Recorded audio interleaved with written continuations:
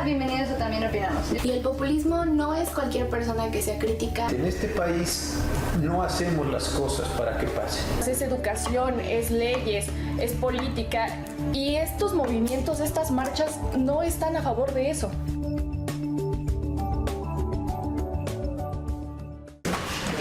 Hola, yo soy Ingrid Pineda. Bienvenidos a También Opinamos. El día de hoy nos encontramos con Beatriz Gutiérrez Müller, que es periodista y escritora. Vamos a hablar acerca de su más reciente libro titulado Dos revolucionarios a la sombra de Madero. ¿Cómo estás, Beatriz? Hola, Ingrid. Hola, José Luis. Buenos días. Buenos días.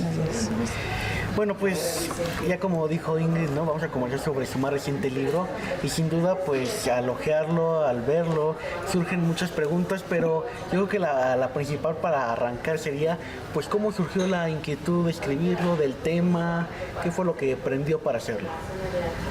Sí, hace unos 3 años hice una novela que se llamó Viejo Siglo Nuevo. Y en esa novela estuve estudiando muchas de las doctrinas esotéricas del siglo XIX, que fue como una reedición de las que hubo en el Renacimiento, ahora con diferentes nombres. Pero una de ellas fue muy importante, que surge con la teosofía con Madame Blavatsky, que fue su principal promotora. Surgieron también los Rosacruces, pero ya llamados la Golden Dawn y demás. Y otra importantísima fue el espiritismo, que se surgió en Francia. Y eso intenté hacer con esa novela, Viejo Siglo Nuevo, volver a estudiar y encarnar en personajes las diferentes facetas y variantes de esas doctrinas, muchas, como la masonería también, ¿no? Entonces, ahí me salieron personajes interesantes, obviamente Francisco y Madero, ¿no? Que fue un espírita consagrado, y me aparecieron nombres que luego empecé a indagar por mi cuenta y llegué a conocer al primero de estos dos biografiados, que es Rogelio Fernández Güell, un costarricense que se asentó en México en una primera etapa hacia 1906, sirvió como diplomático para el gobierno mexicano, fue cónsul en Baltimore, y ahí es en esa ciudad donde él se consagra también como filósofo espírita de tiempo completo. Y luego pues iba uno encontrando a otros más. Entonces el libro se redujo a contar esta vida de Rogelio Fernández Güell y la de Solón Argüello, que también había sido espírita por su cuenta, sin haberse conocido los tres, Madero, Fernández Güell y Argüello. Y después se conocen, se hacen amigos y ya están involucrados en la causa maderista. Ya no es solo espiritual. Beatriz, ¿cómo fue este proceso de investigación y de documentación? Pues muy complicado. Mira, no es fácil.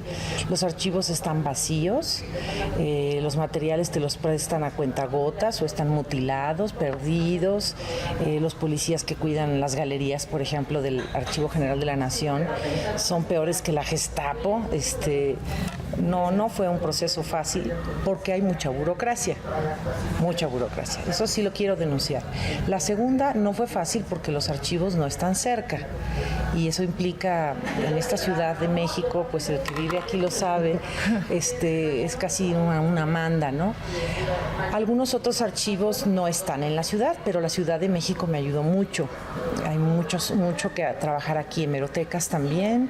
Estuve en la de la Secretaría de Hacienda, en la Hemeroteca Nacional de la UNAM, en la Hemeroteca del Archivo General de la Nación, en el Archivo de la Ciudad de México, en el propio Archivo General de la Nación con el fondo de los presidentes como el de Madero, y también fui a Tepic. Ahí es un caso aparte, ahí no tiene mucha memoria histórica escrita, fue muy complicado. Estuve en Costa Rica también, en la Biblioteca Nacional. Pues sí, como ves, sí. Mucha paciencia, es seguir pistas cuando se hace investigación de este tipo. Todos los detalles cuentan. Aparentemente son bobos, pero hay que poner atención y a lo mejor es la hebra de donde sale mucho hilo.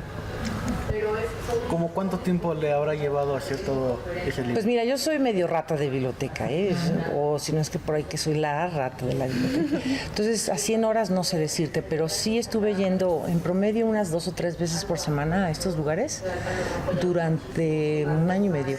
más o menos.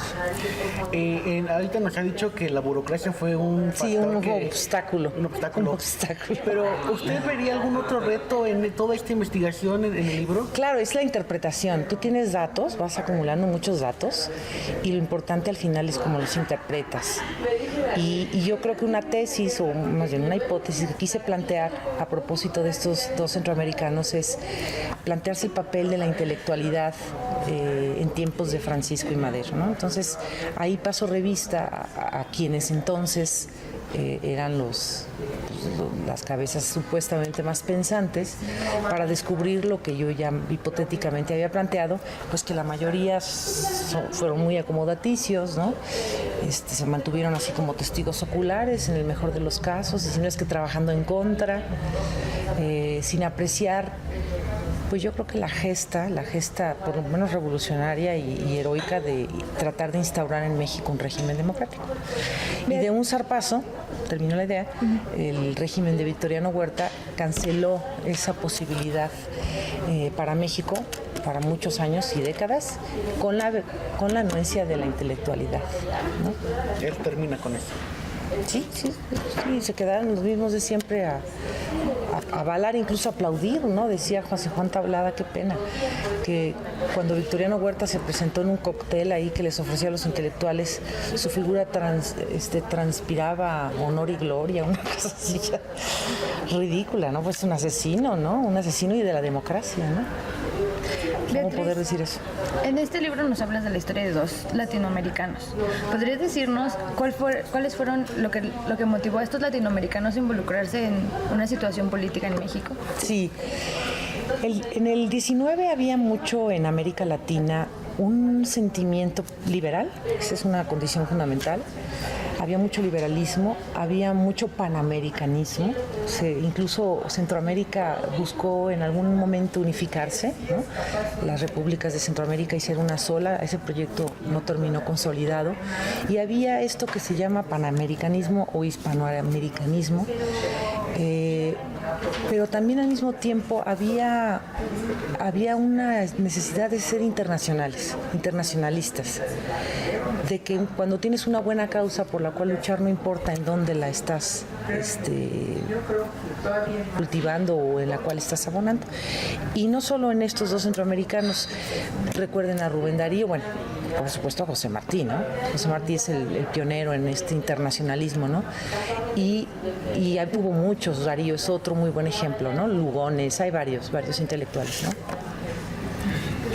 Doctora Beatriz Gutiérrez Müller, este trabajo donde muestra pues lo que hizo José Solón, Argüello Escobar y Rogelio Fernández con el contexto de la revolución y todo eso, ¿dónde está? ¿Podemos decir que algo sigue presente ese legado? Claro, ¿cómo no?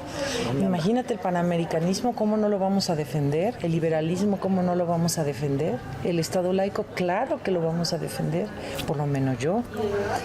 Y sobre todo una cosa que a mí me queda muy en el corazón de estos dos personajes, es una vocación heroica. Yo veo ahora a una juventud muy pasguata, ¿no? Con mucha apatía, con poco interés en hacer algo, ya no digamos por su familia, pues por el país, ¿no? Y a mí me queda muy en deuda con ellos esta sensación de que no siendo mexicanos quizá hicieron más por México que muchos en su momento y hoy, ¿no? Y comprueba la idea de que donde hagas o donde luches por ese ideal es lo de menos, mientras el ideal esté presente, sea aquí o en África o en otra parte. Entonces, ¿cree que esa vocación heroica, esos ideales en este 2016 están perdidos, no están presentes? Hay que buscarlos bien, a lo mejor sí están perdidos. Hay que sacarlos de debajo del petate. Habría que encontrarlos. Usted mencionaba a los jóvenes. ¿Cómo invitamos a los jóvenes a leer este libro? Pues yo no soy historiadora, creo que esa es una gran invitación. No soy historiadora, jóvenes. Eso lo digo con mucho orgullo, pero no por desprecio a la ciencia histórica, sino por el gran amor a la literatura que tengo. De modo que eso ya puede ser una buena invitación. Creo que desde la literatura, la mirada que yo puse sobre una historia puede ser menos aburrida, tal vez, ¿no? Entonces, puede ser que les guste en términos de narrativa. Invitar a los jóvenes a leer no solo este libro, a los jóvenes invitarlos a leer en todos sentidos. Lean hasta los carteles que están en la carretera cuando salen de viaje, lean hasta los volantes que les reparten en el metro. Leer es una actitud. El que sabe leer libros, sabe leer la vida, ¿no? De alguna forma. Entonces, leer no hace daño, también lo he dicho varias veces. Al contrario, creo que nos hace mejores personas. Y cual sea la profesión que estudien, van a tener que leer. Y si es literatura científica, léanla también, pero combínenla con literatura de los grandes autores, que siempre estarán vigentes y dándonos buenas lecciones sobre el buen escribir y con buenas historias. Doctora Beatriz, en el prólogo que fue escrito por Andrés Manuel López Obrador, sí, que lo conoce muy bien. Creo que sí. Déjame pensar. Él cita a Rubén Darío, donde señala que recomendaba para ser un caballero del pensamiento liberal las 3P, ¿no? Periodista, político y poeta. ¿Cree que hace falta más de esas personas en este 2016? Sí, claro. El intelectual del siglo XIX y principios del XX, en mi concepción, era un hombre culto, muy culto. O sea, estos dos filósofos de aquí, o políticos o periodistas, personas que sabían igual de astronomía que de historia antigua, de la Grecia clásica, filosofía, literatura, periodismo. Era un hombre, el periodista de esa época era un hombre muy integral, muy culto. Sabía mucho y por tanto escribir era una especie de ejercicio natural. Hoy el periodista es otra cosa. Yo creo que incluso están en muchos sentidos con respecto de estos enormes gigantes desde el 19, es una tradición larga, están muy, muy por detrás de ellos, ¿no? Por eso también los periodistas tienen que leer, ¿no? No solamente cazar noticias, sino ser hombres cultos. Yo creo que la cultura general es indispensable para comprender las circunstancias de cualquier lugar del mundo, porque si no se hacen juicios ligeros. Doctora, ¿qué característica de Rogelio Fernández y de Solón Argüello considera que la mayoría de los mexicanos deberíamos de tener? Amor al país. Amor al país. ¿Cree que falta amor a México? Sí, porque si tienes amor te mueves, ¿no? El amor te mueve, ¿no? Amas y no estás así, el amor te hace estar así en movimiento, ¿no? Y cuando hay amor a los hijos, amor a la patria, amor a los padres, hay movimiento, hay una actitud, es una moción, ¿no? Para ir hacia algo, moverse, que se estremezcan, que se apasionen. Por el país sería genial que participen, por supuesto. Doctora, estos personajes son latinoamericanos, no son mexicanos. ¿Qué repercusiones o qué impacto tuvo la Revolución Mexicana a esta parte de América, a Latinoamérica? Pues mucha y no solo en América. Recuerda, la Revolución Mexicana es la pionera de las revoluciones civiles del mundo en el siglo XX. Impactos hasta Rusia, fuertísimos. Pancho Villa, Emiliano Zapata son sumamente conocidos. Allende las fronteras, diría, ¿no? Tuvo mucho impacto porque se creyó que las tiranías sudamericanas, centro y sudamericanas, podían no perpetuarse a través de revoluciones armadas. Lamentablemente, no en todos los casos una insurgencia civil redundó en un beneficio, ¿no?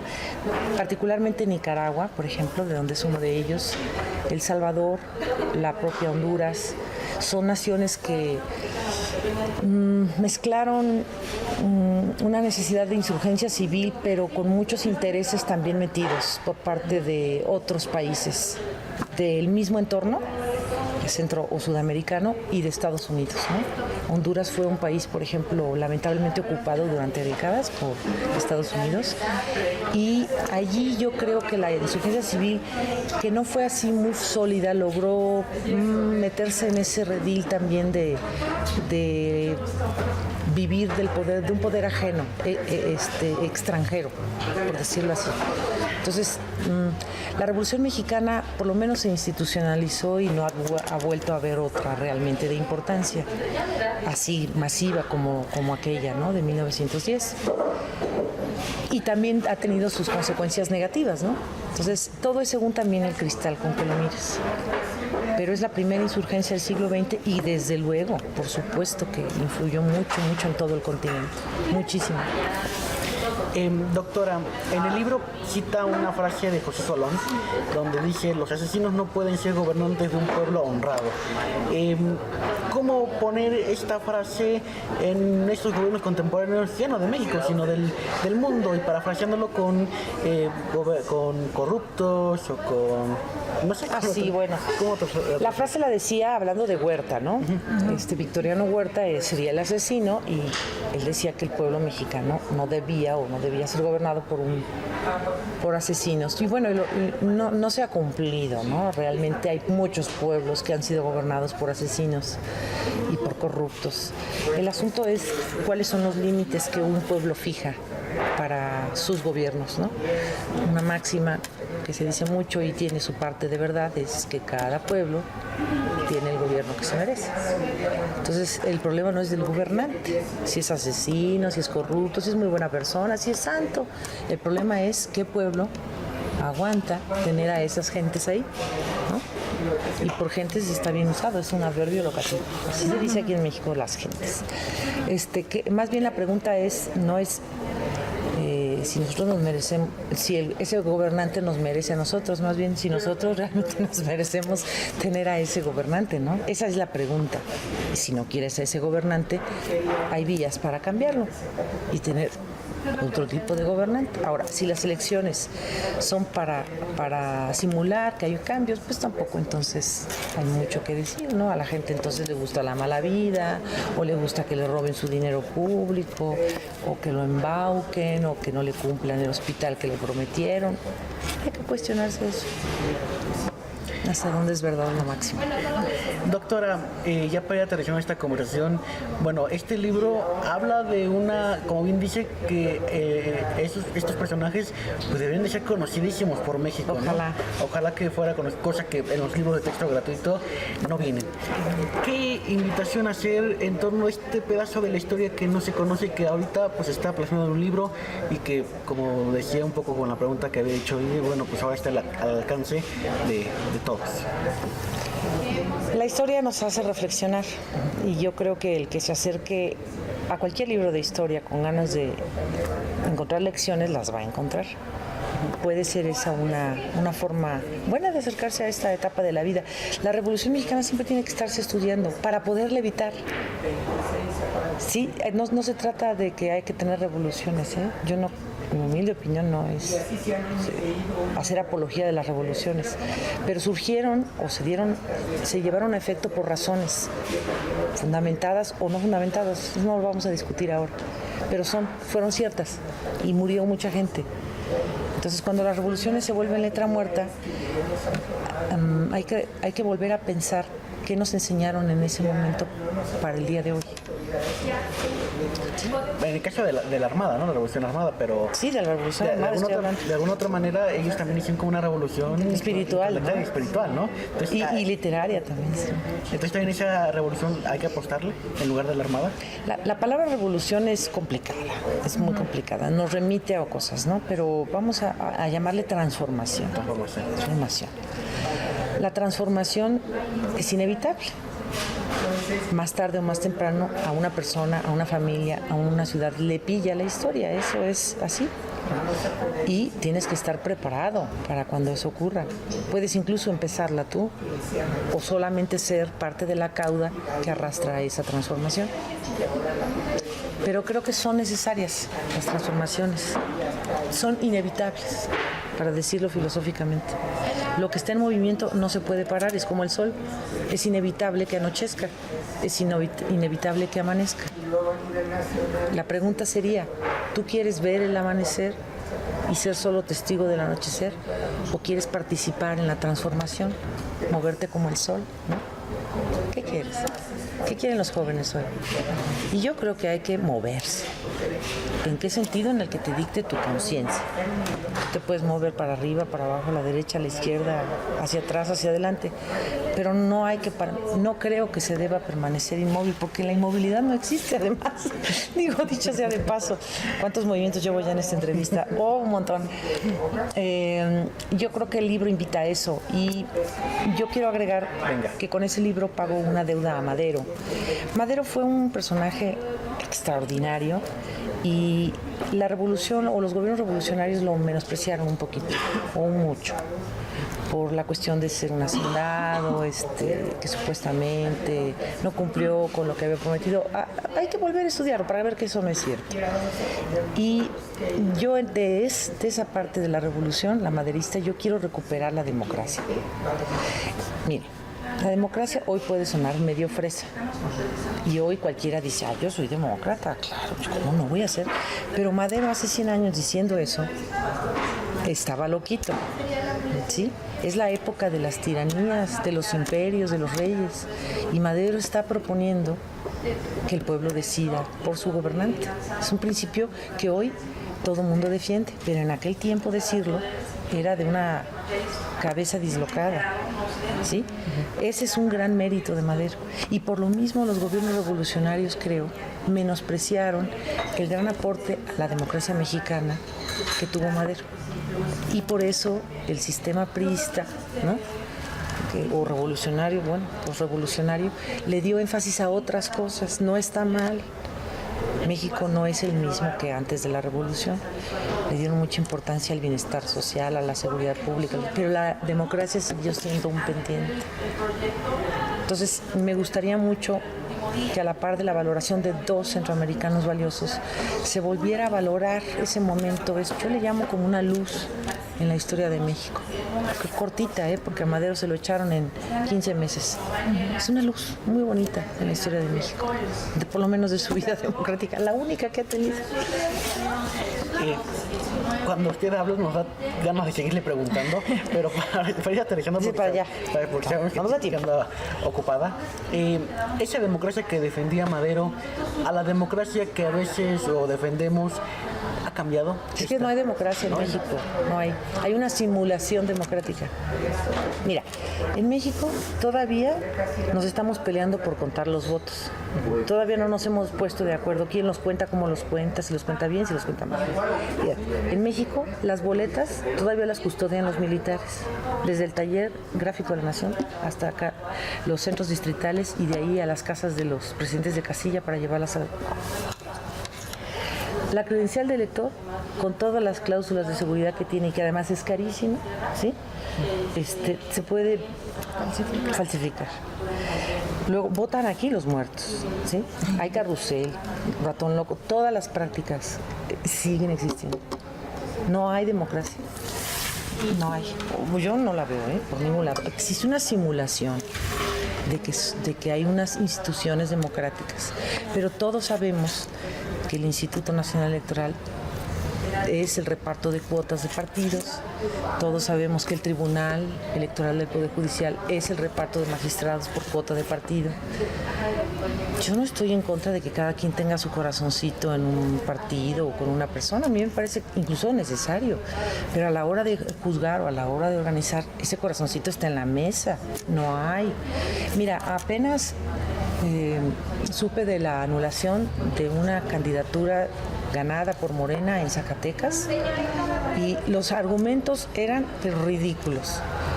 Que hubo 3 pintas en la calle, 3 pintas que decían que la señora que acabó ganando y que le anularon el triunfo era la candidata en tiempos en donde no había campaña.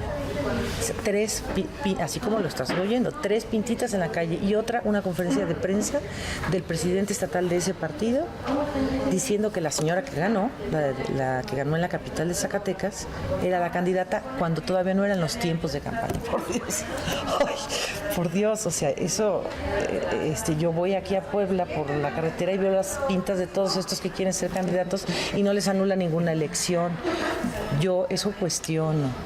Pero además otra, como el voto no es obligatorio en México, sino es un derecho, ahí quedan unas abstenciones que dan mucho margen para que metan votos falsos. Por Dios, no hemos resuelto eso. Si todavía no hemos resuelto eso, entonces todavía estamos en un nivel en donde todavía nuestra democracia no puede tener un calificativo. Si es una democracia participativa, una democracia equitativa, una democracia representativa, algo que sí la distinguiría de la democracia del 19 y del 20. No, lo digo tajante, con pruebas. Te metes ahorita, hoy, a la página del Instituto Nacional Electoral y revisas en un distrito en Sinaloa, vete a la elección de 2012 o la de 2006, votaron más del 100% del padrón. Datos oficiales. Y no se anuló la casilla, y no se anuló la elección. Perdón, pero eso no es democracia, eso es una simulación. Es una simulación. Pues, doctora Beatriz Gutiérrez Müller, periodista, escritora, académica, le agradecemos enormemente poder conversar con usted sobre su más reciente libro, Dos revolucionarios a la sombra de Madero. Esperemos volver a conversar cuando escriba algún otro libro. Y pues muchísimas gracias. Gracias a ti, gracias a tu público, que espero sea mucho, que les interesen estas palabras, estas pesquisas, y esperen los próximos libros, porque miren, en este libro estoy anunciando lo que realmente me llevó a escribirlo, que son los poemas de Solón Argüello, encontré como 120, y una obra de Rogelio Fernández Güell que hizo sobre la Revolución Maderista, que se llamó Episodios de la Revolución Mexicana, y es un libro que no se conoce en México. Entonces espero sacarlos el próximo año, 2017, no 2018. Pero es que sacar un libro no es fácil, no es fácil. Y con eso yo me siento muy tranquila, porque los poetas, los escritores escriben, luego se involucran en política, lo que ustedes quieran, pero escriben porque ese es su leitmotiv. Y entonces para mí es un orgullo poder sacar esa obra de ellos, ¿no? Con eso completo mi propósito. Y gracias a ustedes. Doctora, muchas gracias. Hola, bienvenidos a También Opinamos. Y el populismo no es cualquier persona que sea crítica. En este país no hacemos las cosas para que pasen. Es educación, es leyes, es política, y estos movimientos, estas marchas no están a favor de eso.